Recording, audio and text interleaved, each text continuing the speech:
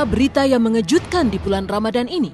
Memasuki minggu ketiga di mana setiap umat Islam menjalankan ibadah puasa, namun secara mengejutkan datang kabar dari kota Bandung, Jawa Barat tentang kondisi kesehatan A'agim atau Kiai Haji Abdullah Kim Nastiar, pemimpin pesantren Darut Tauhid. Dikabarkan jatuh sakit bahkan sampai mengalami masa kritis. Seperti apa kondisi A'agim saat jatuh sakit kemarin? Benarkah A'agim jatuh sakit karena kelelahan usai mengisi berbagai kegiatan dakwah selama bulan suci Ramadan? Lalu seperti apa saat A'agim menceritakan sakitnya saat ia khotbah subuh kemarin setelah alami kondisi kritis?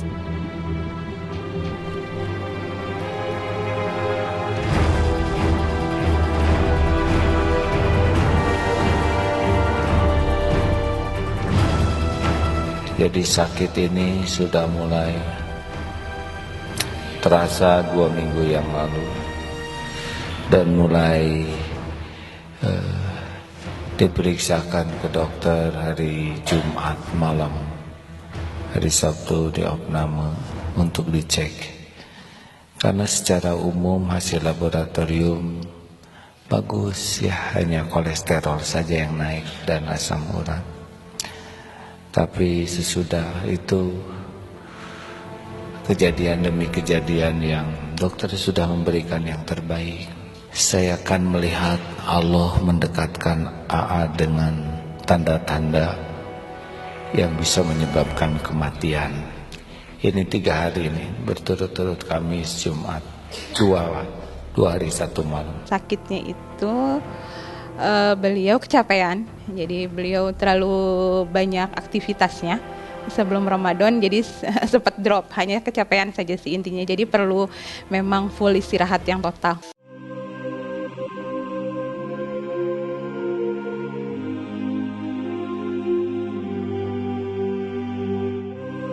Dan nyatanya A'agim memang cukup serius menderita sakit. Saat mengalami kritis seolah begitu membekas di hati A'agim sebagai saat terakhir atau mendekati kematian. Dan di saat mendekati kematian itu pula, A'agim langsung mengumpulkan anak-anak dan kedua istrinya untuk menulis surat wasiat. Tak hanya surat wasiat, A'agim pun sempat berpesan agar jika ia meninggal nanti ingin dimakamkan di halaman Eko Pesantren tempat ia berbagi ilmu bersama para santri Darut Tauhid. Lantas apa isi surat wasiat yang sempat dituliskan A'agim di saat masa kritis saat sakit kemarin? Ketika maut itu seperti yang didekatkan oleh Allah.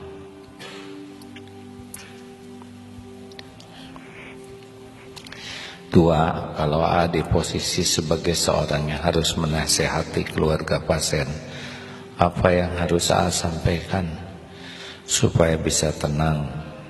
Nuhun A. Jadi harus selalu siap. Walaupun kemarin diperiksa semua ya, darah, ginjal, hati, jantung, baik-baik saja.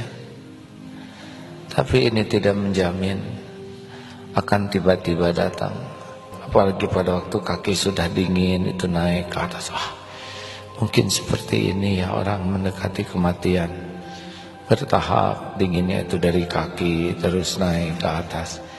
Ya saya sempat menulis SMS juga minta maaf. Ya mungkin orang tidak percaya. Terus kalau mau tidur juga, ini saya besok bangun atau tidak. Jadi kalau mau tidur tuh sekarang lebih hati-hati sekuat tenaga. Karena belum tentu besok saya masih hidup. Mending milih kalau harus meninggal di masjid rasanya enak gitu. Mudah-mudahan. Makanya kemarin mungkin anak juga tidak mengerti kenapa Bapak minta dituliskan wasiat, hibah, mana yang diwakafkan dari harta. Karena kalau kita mati udah gak sempat lagi menulis apa-apa. Beliau mempersiapkan diri. Beliau itu kan kiai, jadi mempersiapkan diri apa kalau memang beliau itu sudah memang waktunya Allah panggil, insya Allah sudah siap seperti itu. Sebelum orang meninggal memang ada bagusnya orang membuat surat wasiat. itu ada bagusnya. Membuat surat wasiat, membuat sudah harta warisannya udah dibagi atau seperti apa. Itu supaya untuk mencegah. Agim, semoga cepat sembuh, semoga sakit ini menjadi penghapus dosa, semoga kembali sehat, cepat pulih dan kembali bisa menginspirasi banyak orang.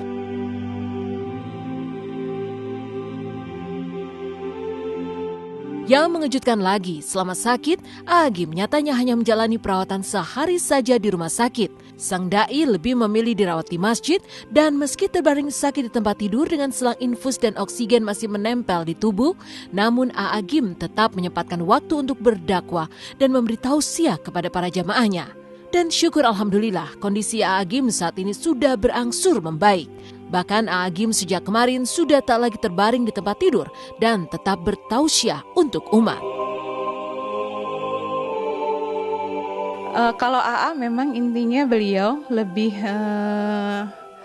ingin lebih banyak di masjid seperti itu. Jadinya kalau aktivitas sih insya Allah walaupun misalnya beliau lemah tapi masih bisa menjalankan aktivitas dakwahnya walaupun sebentar. Terus aktivitas ibadahnya juga insya Allah masih bisa dilaksanakan. Oh ya, saya diopname di rumah sakit cuma semalam, selebihnya minta di masjid saja, di mihrab. Karena setiap waktu bisa sholat walaupun sambil duduk. Kemudian bisa terus mendengar yang ngaji. Pokoknya apapun yang terjadi kalau bisa di masjid saja. Penasaran kemarin diambil darah, dicek semua. Dan hasilnya bagus itu. Kata dokter ini bagus, jantung bagus, ginjal bagus. Terus dari mana datangnya 3-4 kesempatan yang tiba-tiba ujuk-ujuk dekat sekali dengan kematian menurut dokter. Jadi sekarang selalu ada tensi dan termometer. Sudah kelihatan lebih baik kan, lebih sehat. Mudah-mudahan episode AA kemarin membawa hikmah bagi semuanya. Bagi yang sehat benar-benar mensyukuri nikmat sehatnya dengan sungguh-sungguh ibadah, mahal sehat itu.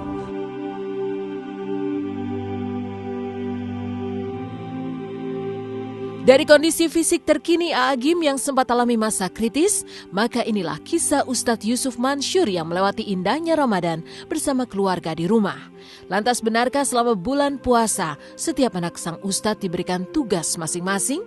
Benarkah pula putri pertama Yusuf Mansyur lebih memilih menjadi pengusaha ketimbang mengikuti jejak sang ayah menjadi pendakwah?